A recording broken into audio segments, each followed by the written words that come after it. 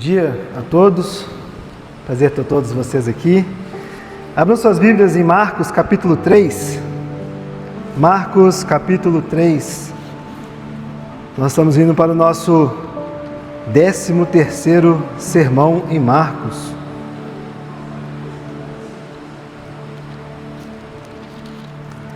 Marcos capítulo 3. Nós vamos fechar hoje este capítulo.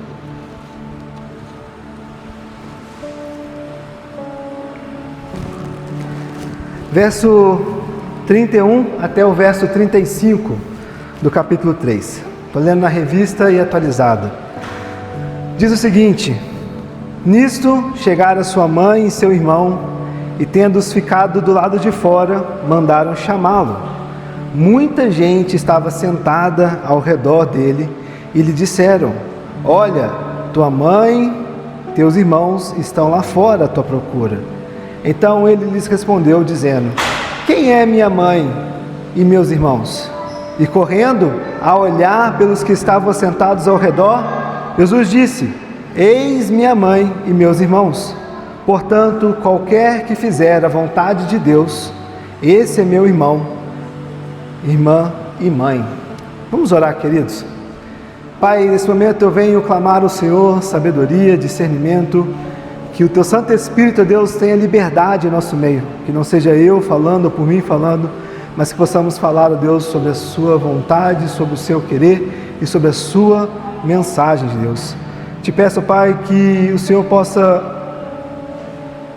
ter liberdade, Deus, em nosso meio, e que o Teu Santo Espírito seja honrado e louvado acima de todas as coisas. Pai, graças te damos e oramos em Teu Santo nome. Amém. Crianças, tenho uma pergunta para vocês aqui, ó. Presta atenção. Acho que vocês vão saber responder, né? Vocês têm papai e mamãe, não tem? Tem, não tem? E o lar de vocês é o quê? É um lar bom, não é? Porque você tem ali proteção, você tem a provisão de Deus. Deus abençoa a vida de vocês com os papais que vocês têm, não é? E todo mundo sabe, se tiver alguma coisa difícil, o que vocês vão fazer? Vocês sabem aonde procurar os pais de vocês, não sabe? O pai e a mãe. Então, o texto que a gente leu aqui agora, ele fala sobre os pais, os irmãos de Jesus. Essas pessoas chegaram para poder ver Jesus, e Jesus fala com eles assim: olha, os meus irmãos e minha mãe são vocês que estão aqui, mas não necessariamente o irmão e a mãe de sangue de Jesus. E sabe por que ele falou isso? Jesus falou que os irmãos e a irmã e a mãe de Jesus são aqueles que fazem a vontade de Deus. E a vontade de Deus, nós estamos vendo aqui várias vezes dentro de Marcos, a vontade de Deus é sobre o reino que Ele está anunciando, que é quando vocês crianças, obedecem a quem? Obedecem a Deus. E obedecendo a Deus, o que acontece? Vocês obedecem a também seus pais. E quando vocês estão obedecendo a Deus e obedecendo aos seus pais, isso se torna parte do cumprimento do reino de Deus. Bom, o desenho que vocês acabaram de receber, ele mostra ali Jesus e mais os irmãos e irmãs e a mãe de Jesus. Será que é de fato de sangue? Bom, acho que não. Acho que esses aí são aqueles que são governados pelo Senhor. Então, crianças, para vocês aprenderem e entenderem o que nós vamos falar, Jesus está chamando de parentes aqueles que são feitos filhos por adoção e que reconhecem Jesus como Senhor de suas vidas. Bom, para os adultos, depois desse spoiler, vamos para o nosso texto aqui que Marcos está nos apresentando. Então faça, criança, um belo colorido sobre isso aí, tá bom? Bom, irmãos, existem alguns textos que eles são tanto quanto difíceis de ler, de entender, de ter clareza sobre esse texto.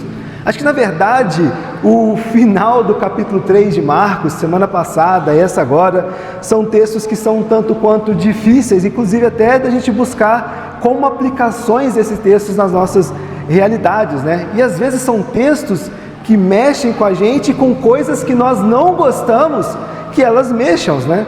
E esse texto de Marcos é uma delas. Bom, a mãe de Jesus, ela chega e os irmãos de Jesus também chegam. E o que a cena nos mostra? Jesus estava dentro de uma casa, estava ensinando, e a mãe e os irmãos ficam do lado de fora da casa. Eles chegam e ficam do lado de fora. E eles o quê? Mandam chamar Jesus. E alguém vai até lá e fala: ô Jesus, sua mãe e seus irmãos estão lá fora querendo te chamar. E aí Jesus ele vem e dá uma resposta bem rápida e quase que meio seca aqui na forma como ele fala. Às vezes até soa como áspero a forma como Jesus responde. Ele fala: quem é minha mãe e meus irmãos? Tenta imaginar a cena, queridos. Se você é irmão de sangue de Jesus, ele está lá no final ali falando, ele fala assim: quem é minha mãe e meus irmãos? Ele olha para a multidão. E isso é um ponto que muita gente tropeça nesse texto. Porque quando houve essa cena, algumas vezes nós temos duas saídas que são muito comuns para esse texto. A primeira é nós tentarmos aliviar o texto como se Jesus estivesse apenas fazendo o quê? Um comentário bonito sobre uma amizade espiritual. Falando sobre amizade, uma coisa bonita. Quem são meus irmãos e minhas irmãs? Como se fosse uma coisa bela, uma coisa poética. Vocês são meus irmãos e minhas irmãs. É um erro muito comum que acaba cometendo. O segundo é ler essa passagem como se Jesus estivesse diminuindo a família, tratando a sua mãe com frieza, ou talvez aqui dando a entender que os laços naturais, eles perdem essa importância. E queridos, as duas leituras, elas são tanto quanto erradas aqui. Erram porque elas pegam a cena, esses versículos, sem um contexto. E é importante nós olharmos que Marcos está construindo todo um contexto até chegar no final do capítulo 3. Nós precisamos olhar, voltar aqui e perguntar aonde e como Marcos coloca essa passagem dentro da sua carta, dentro do seu escrito, Porque o que Marcos está contando aqui é algo que realmente aconteceu. E percebam que Marcos também ele está formando a percepção da igreja. Lá atrás, lá na primeira mensagem, vale a pena a gente lembrar para quem Marcos está escrevendo a sua carta. Marcos escreve para a igreja que estava em Roma, para pessoas que precisavam ouvir, saber, entender sobre Jesus, para pessoas que precisavam ver os atos de Jesus, as palavras de Jesus, os confrontos de Jesus, e como tudo isso ensina aquela igreja e ensina nós a também enxergarmos e vermos Jesus. É como se Marcos aqui, não só nesse texto, mas em todos os outros textos de Marcos, ele pegasse a igreja e ele levasse: olha só, venha cá para você ver o que Jesus faz. Venha cá para você ver e experimentar como Jesus fala, como Jesus age, como Jesus se porta no meio da multidão. Venha aqui para você aprender com Ele e através desse aprendizado conseguir absorver ricos ensinamentos e instruções sobre Jesus. Isso é importante, queridos, ter isso em mente, porque o final do capítulo 3, ele não é aleatoriamente colocado aqui dentro desse texto, não é. Ele não é uma pequena cena aqui que Marcos vem e apresenta aqui no final do seu capítulo, nesse capítulo 3. Marcos aqui ele está fechando um bloco onde nós observamos uma crescente tensão que o nome de Jesus estava passando.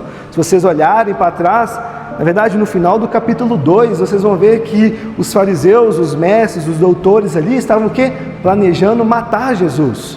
Aí depois no capítulo 3 vai falar que Jesus, cura um homem de mão ressequida, e aí, na verdade é no 3, fala que queriam matar Jesus. E aí depois Jesus vem e reúne uma multidão ao seu redor. Jesus também chama 12 aqui para poder segui-los, ele inicia esse reinado com esses 12. Depois a gente observa também que há alguns que começam a questionar o ministério de Jesus, começam a questionar os atributos de Jesus, e falando que Jesus estava expulsando demônios pelo próprio príncipe dos demônios. Também tem uma outra tensão que é muito comum até aqui no capítulo 3, que os próprios espíritos imundos também reconheciam a autoridade de Jesus. Ou seja, a gente observa, queridos, ao longo de todo o capítulo 3, multidão, discípulo, opositores, gente ao redor, gente confrontando Jesus. E então, quase que no fim de tudo isso, Marcos, meio que com um fôlego final para poder falar sobre Jesus, ele chega na família de Jesus. E família essa que ele já tinha até alertado nos versículos anteriores. Lembra que os irmãos e mãe de Jesus falam, ele está louco, Jesus está fora de si. Jesus vai para uma casa e começa a ensinar e nem tinha tempo para comer, para descansar, e a própria família fala, Jesus está fora de si. E aqui de novo ele vai apresentar essa família, né, mostrando exatamente esse desfecho do capítulo 3. À primeira vista, queridos, parece que Marcos, quando chega nessa parte sobre a casa, né, parece que ele muda de assunto aqui. Parece que o texto ele vai sair de um conflito teológico, é isso que estava acontecendo nos versículos anteriores, e ele entra aqui, parece que meio que numa questão doméstica. Vamos falar sobre o lar, sobre pais, sobre irmãos. E não é mais sobre Beelzebu, não é mais sobre expulsar demônios, não é mais sobre espíritos e potestades e curas, agora é só sobre casa. Parece que é isso que Marcos apresenta, mas não é, queridos. Marcos não está aqui mudando o tom, pelo contrário, Marcos ele está o quê? Fechando o seu argumento dentro do capítulo 3. E a chegada da mãe e dos irmãos de Jesus, ela não é uma cena, podemos dizer, uma cena lateral, uma cena diferente que está acontecendo aqui. Pelo contrário, ela faz parte do mesmo movimento do capítulo inteiro do capítulo 3 de Marcos. Ela vem nos preparando, queridos, para uma pergunta muito importante. Afinal, realmente quem pertence a Jesus? Pare, não está escrito aqui, mas pare e analisa o capítulo 3. Quem realmente pertence a Jesus? Veja como essa cena é narrada. De novo, versículo 31 e 32. Nisso chegaram sua mãe e seus irmãos, e tendo ficado do lado de fora, mandaram chamá-lo. Muita gente estava sentada ao redor dele, e lhes disseram, olha, a tua mãe, teus irmãos e irmãs estão lá fora à tua procura. Essa é uma cena forte, queridos. A gente fala aqui, brincando ou explicando a cena, mas ela é uma cena forte essa aqui. E ela é forte porque justamente está falando sobre família. E não é um escriba, não é um fariseu, não é um adversário declarado, não é um espírito imundo aqui. É a mãe e os irmãos de Jesus. Ou seja, Marcos está levando essa questão aqui para um campo um tanto quanto mais sensível aqui, queridos. Sensível no aspecto da vida humana. Ele leva essa atenção para onde? Para dentro da casa. E nós precisamos dizer aqui com todas as letras que Jesus não está negando a importância da família. Isso é algo que tem que estar na nossa mente, queridos. Esse texto e essa pergunta e essa interação de Jesus, ele não está negando a importância da família. Jesus não está desprezando a sua mãe. Jesus não está desonrando a sua casa. E Jesus não está ensinando que os discípulos maduros é aquele que trata a família com frieza e chama isso de espiritualidade. Não, a própria Escritura, meus irmãos, vai nos impedir de ir por este caminho, de negar a família.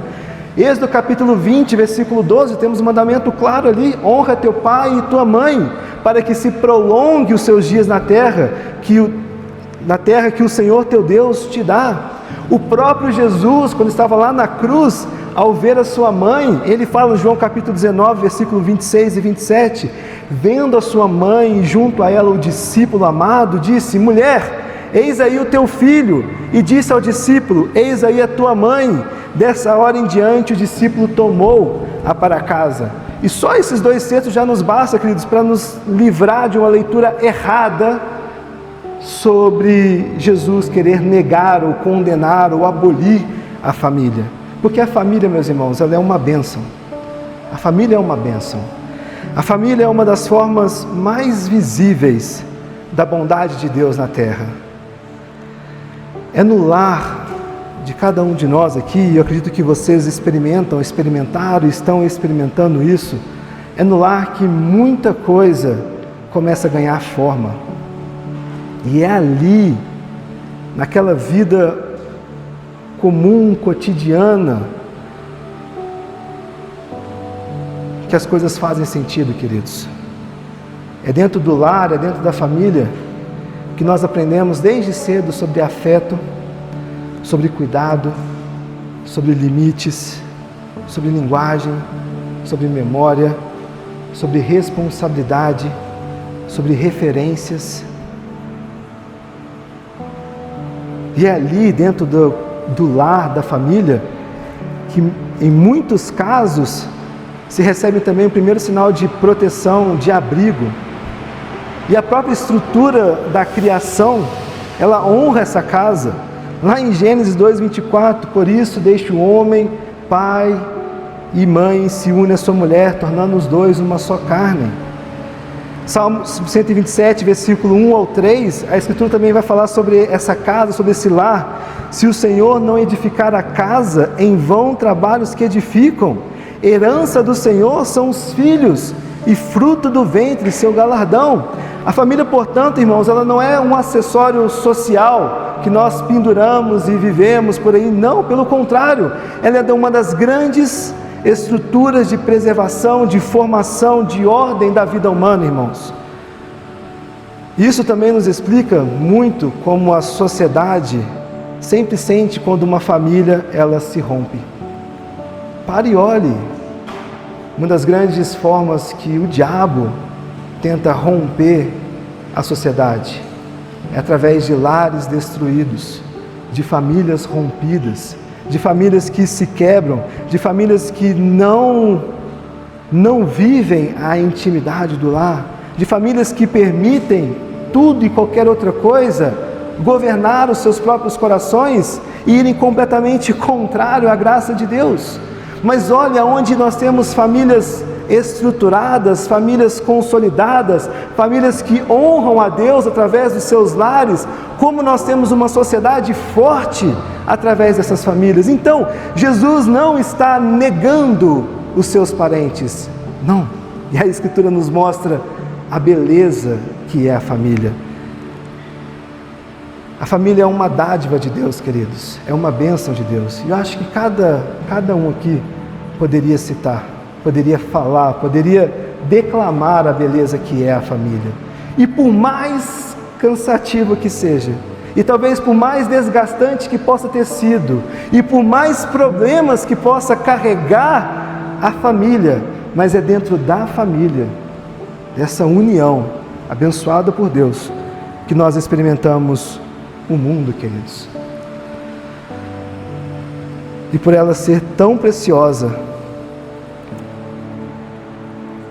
por ela ser uma grande bênção, com toda certeza, Jesus aqui não está negando ou condenando a família, ou negando a sua mãe e seus irmãos. Bom, a família de Jesus, ela chegou e ele foi chamado para poder atender essa família. E Jesus não apenas recebe essa informação de que seus irmãos e sua mãe estavam chamando, e ele responde aqui de uma forma que ele vai reorganizar toda a cena. No verso 33 e 35, então ele lhes respondeu dizendo: quem é a minha mãe e meus irmãos? E correndo o olhar pelos que estavam sentados ao redor, disse: eis minha mãe e meus irmãos. Portanto, qualquer que fizer a vontade de Deus, esse é meu irmão e minha mãe. O escândalo, se assim pode dizer, da passagem, não está no fato de sua mãe e seus irmãos terem vindo até Jesus. O escândalo, se assim podemos dizer, está no fato de Jesus tornar essa cena e transformar essa cena em uma declaração acerca do reino, do seu reino. E é isso que torna esse texto tão forte, queridos. A família natural, como nós já falamos aqui, ela não foi negada por Jesus. Ele não nega sua mãe, não nega seus irmãos.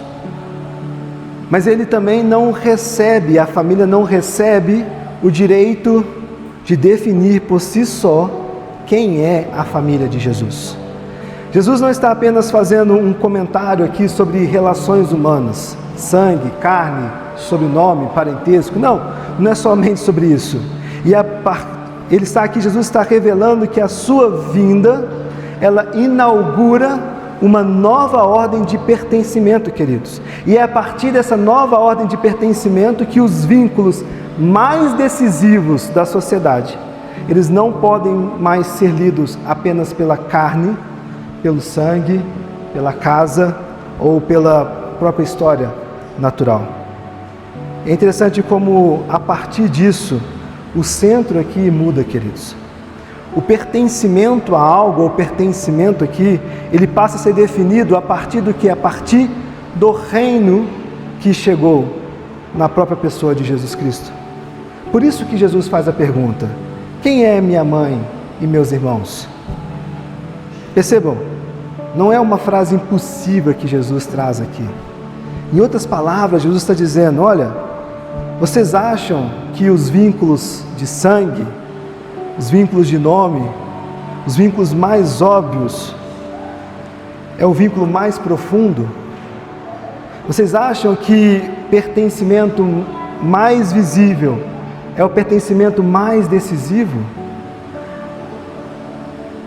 O reino que Jesus traz aqui, e reino esse a gente tem que lembrar desde lá do capítulo 1, o reino que Jesus traz aqui, esse reino ele mostra uma outra coisa, queridos. Jesus não está falando aqui de uma realidade um tanto quanto vaga sobre este reino, sobre família e por aí vai, não. Ele não está dando também uma definição abstrata aqui de comunhão, queridos.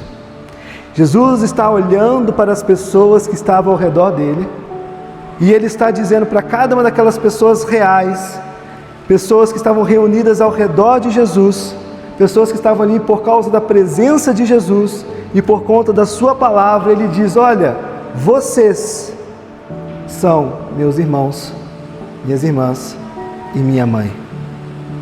É como se Jesus dissesse: isso aqui é a minha casa, este aqui é o meu povo, esta aqui é a minha família, que o reino que eu vim trazer está formando. Isso quer dizer que a verdadeira família de Jesus, ela não é uma metáfora bonita aqui, ou um modo doce de falar sobre proximidade espiritual.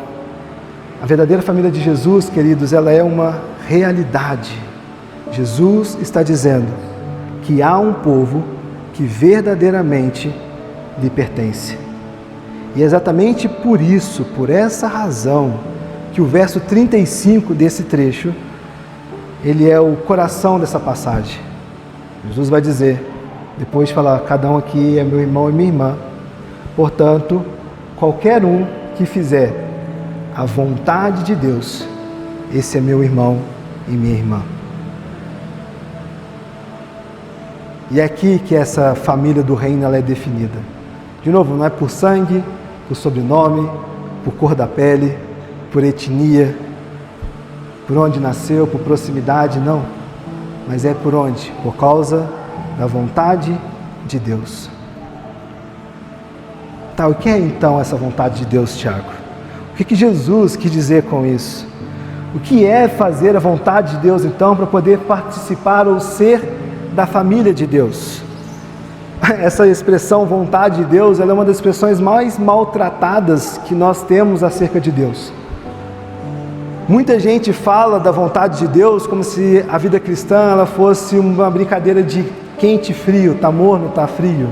Ah, Deus abre uma porta, a vontade de Deus está quente. Deus fecha uma porta, a vontade de Deus está fria. E a gente começa a brincar com Deus e com a sua vontade, como se nós tivéssemos que descobrir algo místico acerca da vontade de Deus. Como se nós tivéssemos que brincar com Deus para que a vontade dele, de maneira mística e mirabolosa, fosse demonstrada e anunciada para nós. Mas pare e pense, queridos, lá atrás, no capítulo 1, versículo 14, depois de João ter sido preso, foi Jesus para a Galileia pregando o Evangelho de Deus, dizendo: o tempo está cumprindo e o reino de Deus está próximo, arrependei-vos e crede no Evangelho. A vontade de Deus começa a ser manifestada lá na primeira aparição pública de Deus, quando Ele está dizendo que o meu reino tão esperado está agora em função. O meu reino tão aguardado está agora para vocês. E se vocês querem participar do meu reino, se vocês querem submeter e ser da minha família, a minha vontade é que vocês se arrependam e que vocês acreditem no Evangelho que eu estou anunciando. Essa é a vontade de Deus, queridos. Essa é a manifestação do reino que começa a vir sobre nós. Isso é muito importante porque a vontade de Deus no horizonte de Marcos todo não é um enigma, algo místico que nós precisamos descobrir. Pelo contrário, está escancarado logo no primeiro capítulo do Evangelho de Marcos. No primeiro versículo, esta é a boa nova sobre o Filho de Deus. Esta é a boa notícia sobre o Senhor, o resgatador. Está escancarado desde o início a vontade de Deus. Então a vontade não é algo místico, queridos.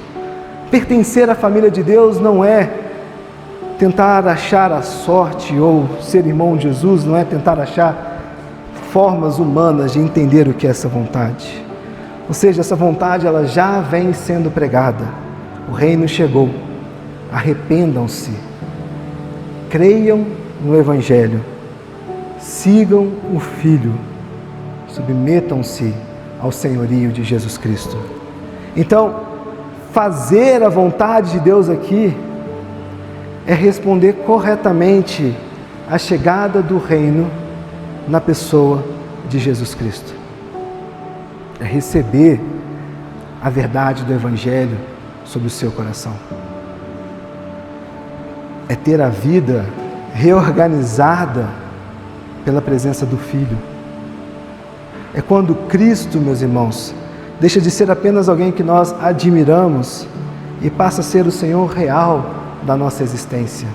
E falo sobre admiração porque, se a gente voltar atrás, aquela multidão admirava Jesus, aquela multidão queria Jesus, aquela multidão estava sedenta por Jesus, mas não pelo reino de Jesus. Queria Jesus pelo que Ele podia fazer por elas, queria Jesus pelos milagres que Ele podia fazer, mas não queria o reino de Deus sobre suas vidas, porque eles não queriam se arrepender, não queriam se curvar perante esse reinado, não queriam abrir a mão do governo dos seus corações, apenas gostavam de Jesus, mas não se submetiam a Jesus.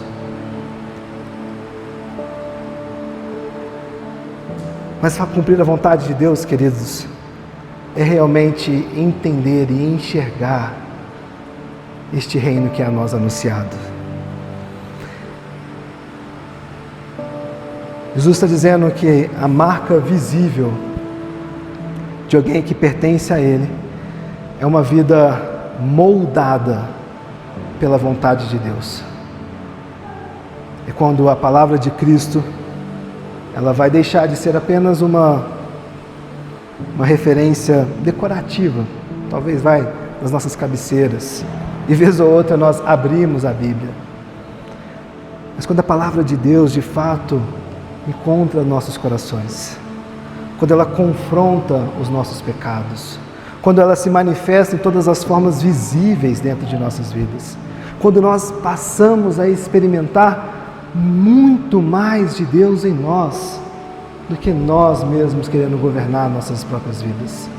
Essa é a vontade de Deus, queridos.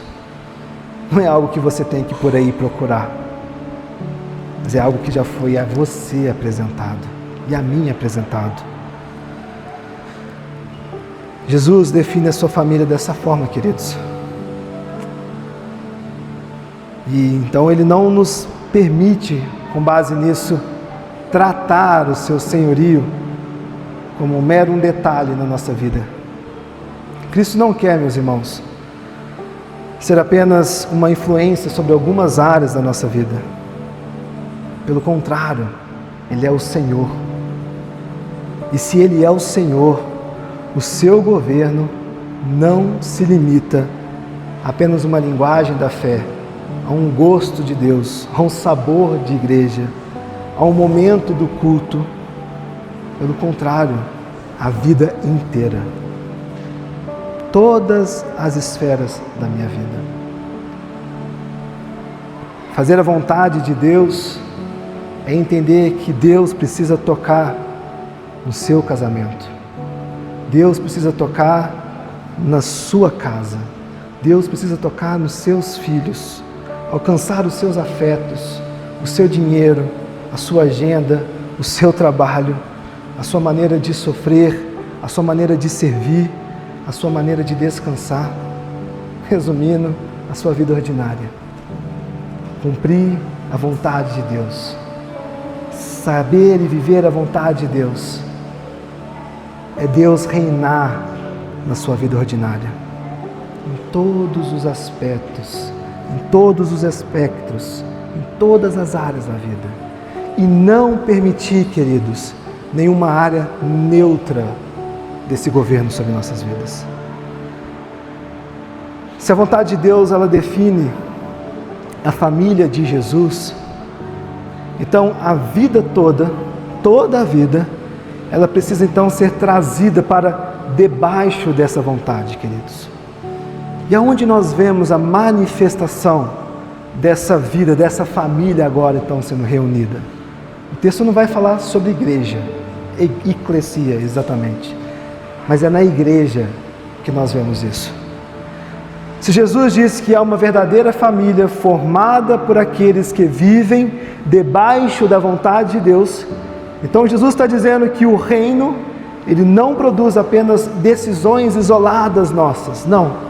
O reino produz um povo reunido ao redor do seu Filho, um povo definido não por laços naturais, não temos laços naturais, exceto os filhos pelos pais, mas é um povo definido por um pertencimento espiritual, por algo muito maior do que nós, que nos permite estarmos aqui juntos e podermos de fato dizer: somos irmãos e irmãs em Cristo Jesus. É através da igreja que Deus decidiu colocar o seu governo para que pudéssemos viver essa casa, vivermos essa família, vivemos onde eu e você, com todas as nossas dificuldades, nos submetemos a essa vontade, a este governo de Deus sobre nossas vidas, queridos. E através desse ajuntamento, dessa família espiritual que é real, o reino de Deus está sendo formado na minha e na sua vida. Quando nós somos governados por Cristo Jesus, experimentando a graça de Deus sobre nossas vidas e principalmente experimentando o cabeça que é Cristo, governando a sua igreja, governando o seu corpo, todos aqueles que foram feitos o quê? Filhos por adoção, por causa do governo de Cristo em nossas vidas, porque nos submetemos à sua vontade, que é o seu reino em nossas vidas. Meus irmãos, isso é um pertencimento decisivo, onde nós entendemos não de forma natural, por vínculos naturais, mas por vínculos graciosos da graça de Deus que é derramada sobre nós.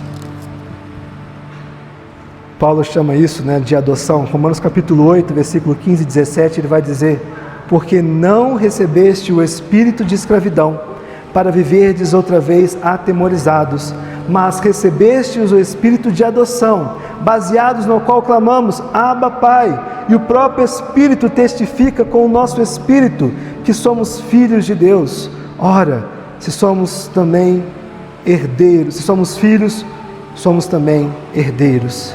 Então, meus irmãos, a fala de Jesus em Marcos 3 aponta para uma realidade que se torna explícita a nós. Há filhos que são por sangue, sim, mas há filhos que são por graça. E nós somos feitos filhos de Deus por graça. Somos irmãos de Cristo Jesus, cumprindo a sua vontade, pela graça de Deus que é derramada sobre nós. Então a igreja, queridos, é a casa sobre a qual Cristo, Ele é o Senhor. E através desse lugar onde Cristo é o Senhor, governando a minha e a sua vida, nós podemos experimentar infinitamente a bondade de Deus que é derramada sobre nós. Bom, esse texto não fala sobre Jesus negando a sua família. Não. E nós vimos que Deus ama a família. Deus ama a instituição família. É um plano de Deus a família na sociedade. Esse texto nos mostra que Jesus está concluindo todos esses conflitos que estavam acontecendo, mostrando que aqueles que pertencem a Ele são aqueles que se submetem à sua vontade. E estes que se submetem à sua vontade reconhecem e experimentam a graça de Deus em suas vidas, se arrependendo e convertendo no seu caminho oposto à graça de Deus. E esses que se arrependem, que se convertem, que fazem parte agora, são irmãos e irmãs, pertencem a um povo escolhido, um povo amado, um povo ao qual foi dado muito, na verdade tudo, por mim e por você, para que pudéssemos experimentar não algo místico, algo que precisamos descobrir, mas experimentar a graça de Deus sobre nossas vidas. E é através dessa graça e dessa união da igreja, do corpo, que nós podemos celebrar de fato Cristo Jesus. Podemos celebrar a adoção que nós temos em Cristo Jesus. Podemos celebrar o governo do Filho em todas as esferas da nossa vida. Em todas as esferas, queridos. E mesmo naquelas que ainda não decidimos, ou que ainda negamos e que ainda escondemos, nós precisamos e devemos experimentar o governo de Deus nessas esferas da nossa vida. A forma como Marcos fecha o capítulo 3 é justamente essa, nos mostrando que quem pertence ao reino de Deus são todos aqueles que experimentam o seu governo sobre a sua vida.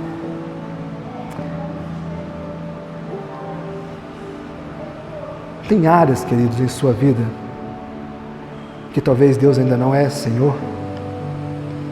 Tem áreas em sua vida que você permite que outras coisas governem e não a vontade de Deus.